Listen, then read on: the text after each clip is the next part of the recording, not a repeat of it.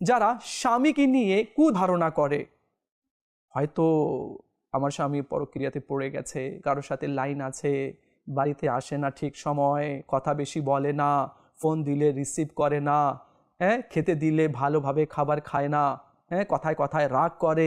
এই যে শুরু হয়ে গেল স্ত্রীর মাইন্ডে।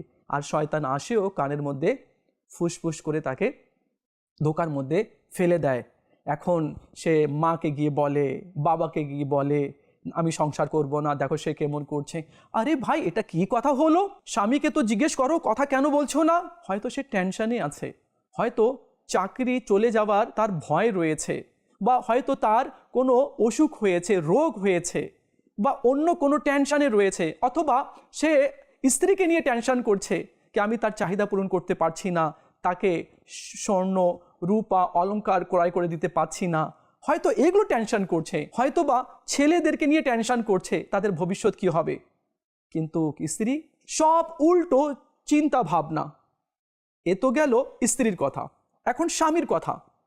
স্বামীও কুধারণার মধ্যে পড়ে যায়। কি ব্যাপার, বউ তো আগে ঠিক ছিল, আগে তো ভালোভাবে কথা বলতো, আমার পছন্দের জিনিসগুলোর খেয়াল রাখতো, আমি কি খাবো কি পরবো সবগুলো খেয়াল রাখতো, এখন সে কেমন একটু হয়ে